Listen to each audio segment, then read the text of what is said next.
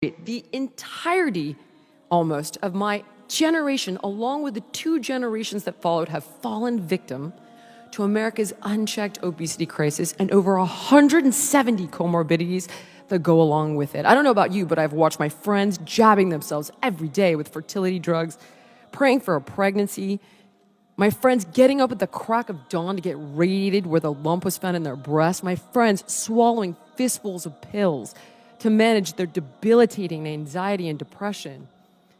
The decades between 1980 and now didn't beget a genetic quantum leap in which our DNA inexplicably mutated to make American bodies expand and fall ill at an unprecedented pace. And while Gen X, Millennials, and Gen Z have our problems, 75% of us are not stupid, weak, or lazy. So hopefully you are wondering what has happened to us. And we're here to tell you. In the late 70s and the early 80s, a sinister series of events converged to change food and subsequently health in America indefinitely. A plague that crept like a fog while we slept, literally and figuratively, blindly trusting that the powers that be would never betray us. I mean, it seemed unthinkable to question whether a corporation would poison us for profit. I mean, the widespread assumption, at least when I was a kid, was that they were acting on our behalf.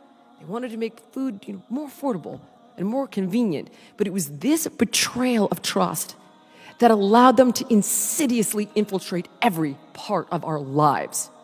Home-cooked meals became fast food value meals. Libraries and bookstores with no food or drink policies installed cafes selling 500-calorie coffee drinks and pastries. Eggs became heart disease cholesterol bombs, and Honey Nut Cheerios got labeled heart healthy. The default human condition in the 21st century is obese by design.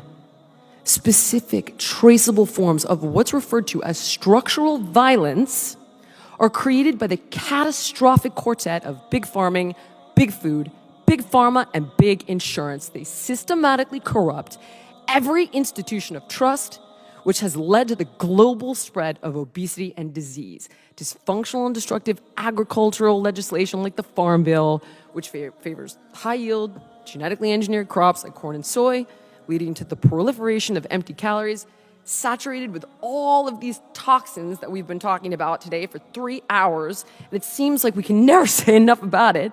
And then this glut of cheap calories provides a boon to the food industry giants. They just turn it into a bounty of ultra-processed, factory-assembled foods and beverages strategically engineered to undermine your society and foster your dependence like nicotine and cocaine. So we literally cannot eat just one.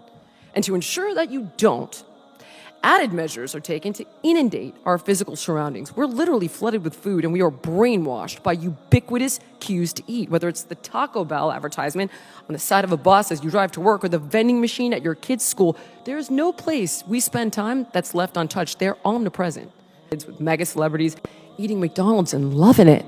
Sponsored dietitians paid to promote junk food on social media, utilizing anti-diet body positivity messaging like derail the shame in relation to fast food consumption. Time magazine brazenly issuing a defense of ultra-processed foods on their cover with the title, "What if ultra-processed foods aren't as bad as you think?" And when people like us try to sound the alarm, they ensure that we are swiftly labeled as anti-science, fat shamers, and even racists. They launch aggressive lobbying efforts to influence you, our politicians, to shape policy, secure federal grants, tax credits, subsidy dollars, which proliferates their product and heavily pads their bottom line. They have created a perfect storm in which pharmaceuticals that cost hundreds, if not thousands per month, like Ozempic, that are linked to stomach paralysis, pancreatitis, and thyroid cancer, can actually surge. This reinforces a growing dependence on medical interventions to manage weight in a society where systemic change in food production and consumption is desperately needed and also very possible. These monster corporations have mastered the art of distorting the research, influencing the policy, buying the narrative, engineering the environment, and manipulating consumer behavior. So given all of this, the question becomes, how did I escape? I mean, I still remember the lunches my mom would pack me as a little kid. And, I mean, it was such innocence and love, and she had no idea that my kindergarten lunchbox contained at least 50, now I'm thinking it's far more, carcinogens, solvents, emulsifiers, colorings, preservatives. I have the list. I'm going to skip it because we did it already. Frankenfoods like juice boxes with no juice. Processed lunch meat held together by meat glue. I mean, as a tween, I would sit on the couch after school, just numbingly inhaling Cheetos and Oreos in front of the TV. There was no such thing as mealtimes. And I could stuff myself endlessly and never feel full. Buckets of KFC at night for our family dinner because it was quick, convenient, affordable. And I remember I would lay in bed comatose. It was a lifestyle equivalent to a death sentence, but we never questioned it because we were just a family that was simply attuned to the culture. So it should come as no surprise that by that tender age of 13, I was obese, failing in school, and becoming increasingly depressed and despondent. And my mom began to feel helpless. She spoke to my pediatrician and a child psychiatrist, both of whom suggested she medicate me on Prozac and Ritalin, but she was watching many of her friends' kids on this exact same protocol, and they weren't improving. My mom was becoming progressively desperate to help me, and then fate intervened. She met another mom whose child had been thriving since joining a local martial arts studio, and she signed me up the next day. And my sensei was smart enough to recognize the ways in which America's youth were being routinely poisoned. And he cared enough to create an environment where myself and the other students under his wing were educated, insulated, and nourished to become our best selves. I went on to get my black belt and become a trainer and a nutritionist myself with the intention of waking up the others and giving them the same tools that he gave me.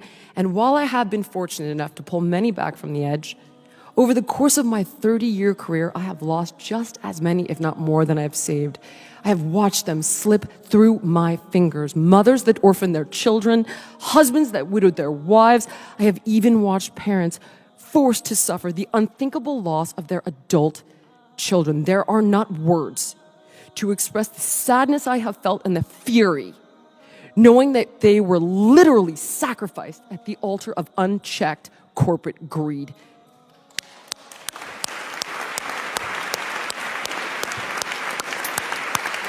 Most Americans are simply too financially strained, psychologically drained, and physically addicted to break free without a systemic intervention. Attempting to combat the status quo and the powers that be is beyond swimming upstream. It is like trying to push a rampaging river that's infested with piranhas.